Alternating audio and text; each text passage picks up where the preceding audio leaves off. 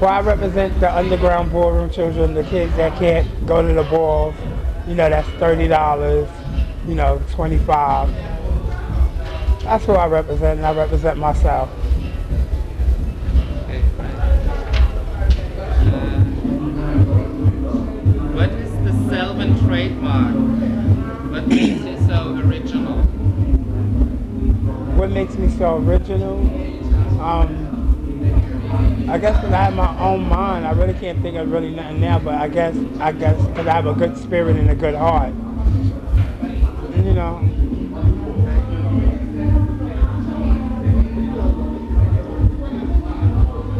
When the houses get together at balls to do what? well, when they get to the balls, they think about competition, winning trophies, winning cash, doing their thing, trying to get their name, trying to become legends, trying to become statement stars, trying to be noticed.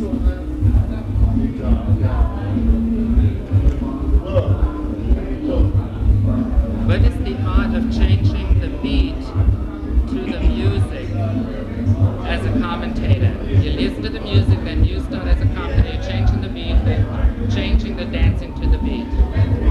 I mean, to me, you have to go with the flow, the rhythm, and what's in you. Okay, be a little bit more elaborate. What's up, baby? Nothing, huh? A little more elaborate. I guess I can only speak for me. I mean, I think, whatever comes in my mind, that's what I spit out. Like a rapper, spits out lyrics, spits out, what he feels or what he knows. What is like a Selvin commentator original line? What? Like it's gonna get severe, like okay, oh. I guess can't take my attitude. Yeah, the girls can't take my attitude, the girls can't take my LIE, the girl can't take my FE, the girls can't take my life. Just like the latex war.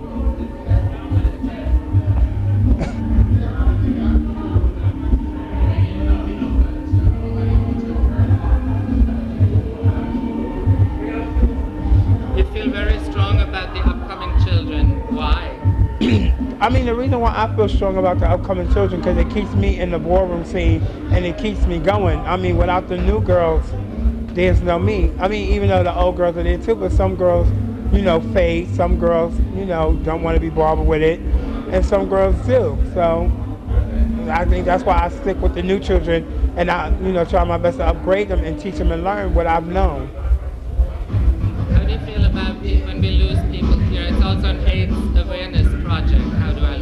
How do you feel personally when people like Eric and all these legends die? What kind of gap is being left behind? What kind of creativity are we losing now? I mean, if you really want to be honest, I mean, I know that we all got to go sometimes, but to me, Eric is still with me. I mean, it does feel funny when I'm, standing there commentating, he's not there, but it also goes, that's like if I'm commentating and Jack is not there. And as long as I have Jack, I will always have Eric, and as long as I have me, I will always have Eric. So when it comes to like anybody leaving, I guess honestly speaking, when like all the true Harrisonburg and old school girls from the Elks Lodge is gone, then I think that generation is gone. So as long as there's new people in the scene, to me, it never will die. That's how I see it. Why is the ballroom community so creative? Why is the ballroom community so creative? Well, right now I don't even have an answer for that, but I guess the reason why it's so creative because there's so much new stuff out there that you see, and there's so much new stuff that's out there that you can learn. So I guess that's what the... Why do the creative children end up in the ballroom community? Why do the what? Why do they end up in the ballroom community? There's a lot of creative children that come here. For what reason? Well, I mean, just like, in my era, it was all about the old way, the runway. And I guess the new generation is seeing Vogue Femme, Realness with a Twist, Sex Siren, things like that. So I guess that's what's bringing them in more and more. What categories are you legendary for? Well, I don't like to be called a legend, but since this is ballroom topics, I feel the reason why I don't like to be called legends because legends, some legends today don't know how to lose, and they also don't know how to win. So me, I like to be called a diva.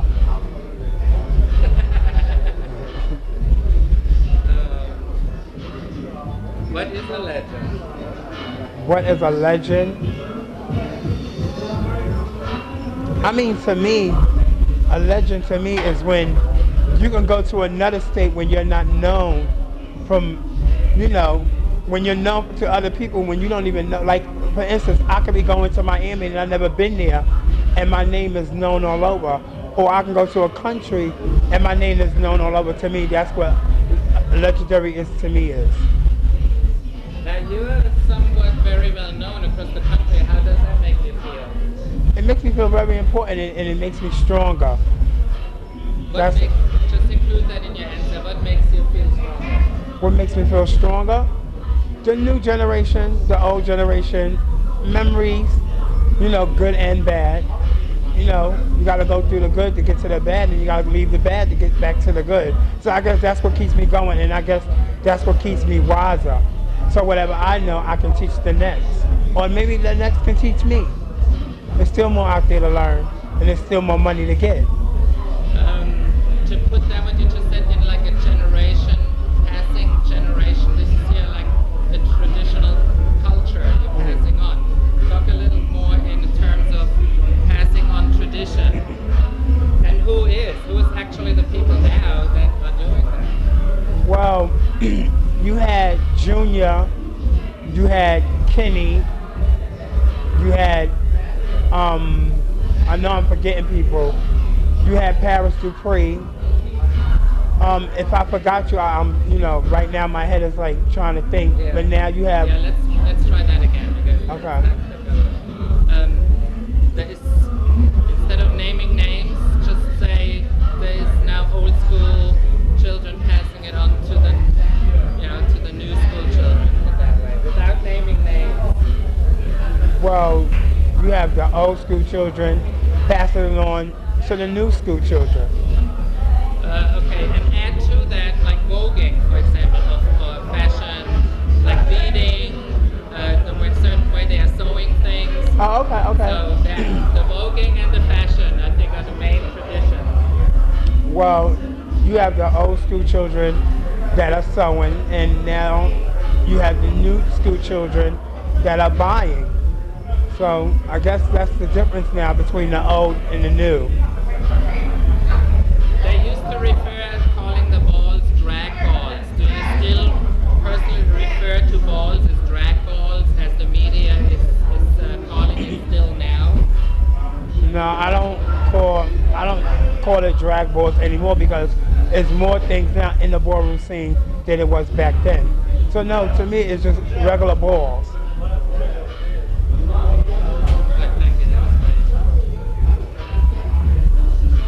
What is your relationship with your family? Oh, me and my family, everybody knows about me and my family, and that's it. Do you have like this one particular that you're close with? Yes. I'm close to my aunt Naomi. I'm close to my sister, God bless her, so she's not here, but in my heart that she is. So those are the only two. I mean, I'm close to my mom and my father, but like, as in if I want to like really let out a dark secret, my aunt Naomi is the one. Do you know a lot of children that left the home because they got kicked out? Do you have like people that they had to move because they were gay, parents wouldn't accept their gayness? Do you know, is that like a large percentage of the ballroom community that have lost their home? Or would you say it's a small percentage? It's Can you talk about that? Well, honestly speaking, the way how things are today, you have kids now leaving home more than they getting kicked out. So yes, to me it is less percent of, oh, I'm gay and you're getting kicked out, because it's a lot of things that's coming out of the closet that you can't even call closets anymore.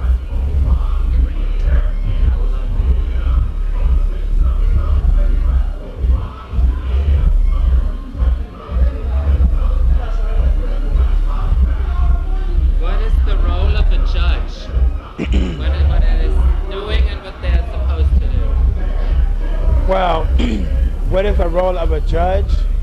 Well, back then it was fair and honest, and now it's just shade. And I'm really being honest. It's shade, including sometimes when I judge, it's shade. I mean, I am honest, and as a commentator, I have seen honest judges, but judges change every day, every board, every night.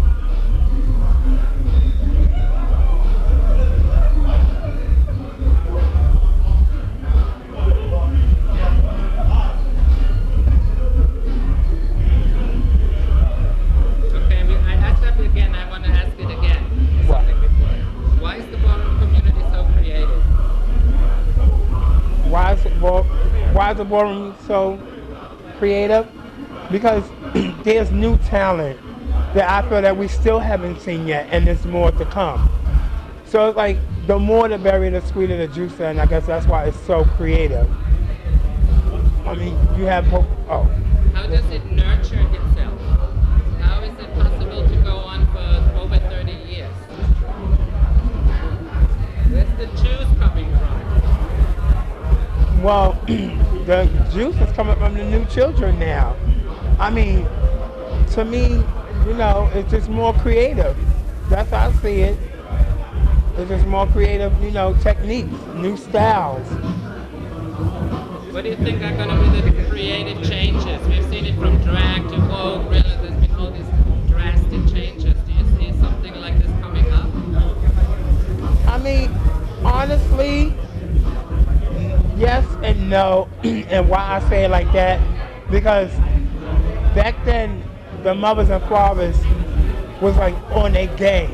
Now it's like, no shade, but the mothers and fathers is not on their game like how they used to. The children is just walking anything they want to walk, do whatever they want to do. If you tell one child, to walk this, they want to feel. If I walk another category, and if it's explained to me, they take it as shade.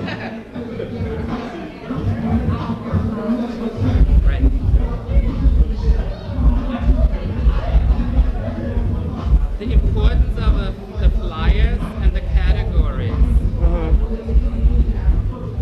What's the important? Well, the flyers, like this or so what. Today flyers now is like it makes you want to read. If you don't have a good flyer, and you'll see them out on the floor in the garbage where you left it at.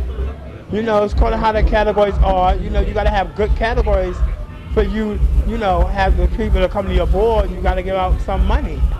It ain't like how we used to where you can just write it on a piece of paper and that's it.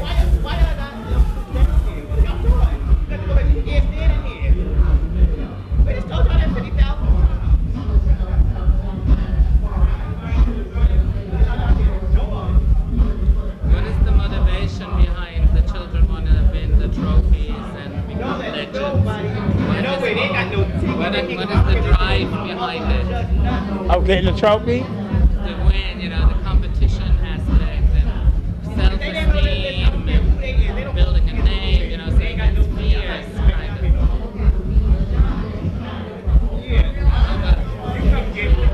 I can wait.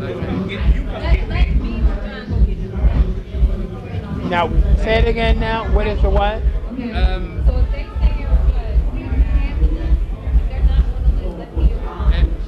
It's really competitive winning that trophy.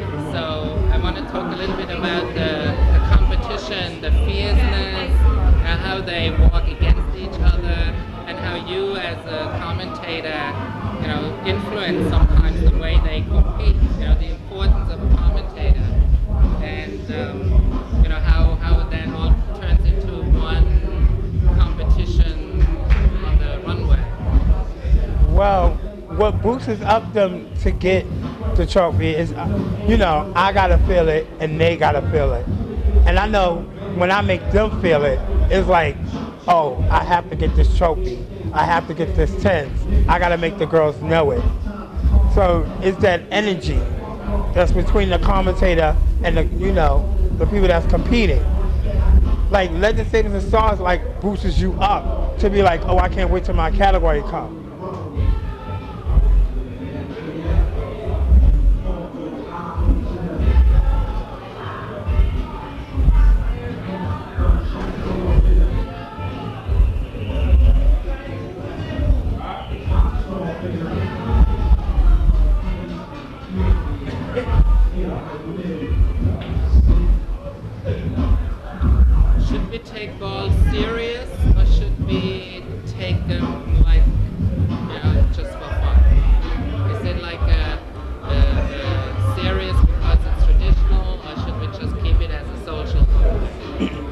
I mean, honestly speaking, I really feel that we should take balls for fun. I mean, when you lose, to me, when you lose, it's okay to lose because it makes you come back stronger. When you're a person that wins a category so much, you get over it and then you start saying that the ballrooms is boring and ain't nothing to do. I mean, yeah, sometimes you do get upset when you feel that you deserve it, but then sometimes you gotta learn how to handle it. And that's one of the things, including me, that I have to learn in the future that, you can't win them all and you can't lose them all either. You just gotta go with the flow and just have fun with it. What are some of the key things you have to earn and you want to come up in the ballroom scene? You have to learn and earn self-esteem and respect. You have to respect yourself before you want anybody else to respect you in this scene or out of the scene. You have to learn how to respect the game when you come in, and then you have to learn how you got to respect the game when you leave out. How did the ballroom community empower you personally? How did you benefit from it? Make friends financially, professionally, socially? I guess. I mean, when I was coming up, like everybody was a not. I mean, everybody thought that they wasn't. Some people ain't gonna admit it. And I guess the ballroom scene just built up my self-esteem. I mean, I always had, I always loved myself, but when you love yourself more, when you're around your own kind, it's like you want to take it to where it goes. And the ballroom scene has took me to places that I know if I wasn't in the scene, I wouldn't be there. How much do you appreciate it? How do you show your appreciation? How do I show my appreciation? I mean, the way how I show it is like, I'm like the last generation of the old school. So I like to pay homage to, the old girls that don't come out, the old girls that are gone, the old girls that are still here. And at the same time, give respect to the new girls. There is that one particular scene when you actually throw off the runway, Cheryl. Do you remember that? That is the best scene in the whole film. My point is, it can get so fierce. Are you still friends? Is like something you would do just to, make it serious, or is this just something like an extension of having fun together? Are you like still friends after that? Oh, looking, that sort of. I mean, I'm gonna be honest with you. Anybody that I like compete with is a friend. I mean, you'll know, like, if I want to get you, I'll get you. And when I can just pay it and pay it, that's how I am. The new generation don't understand like the old way. They don't understand why I be locking them and be going through all that, because that's how I learned. And when no one taught me, but I was learned. And these new girls don't understand that. So, What's the best way to learn? What do you expect from the children? Open for what? What should they be open for? Well, I feel what they should be open for everything that comes by them.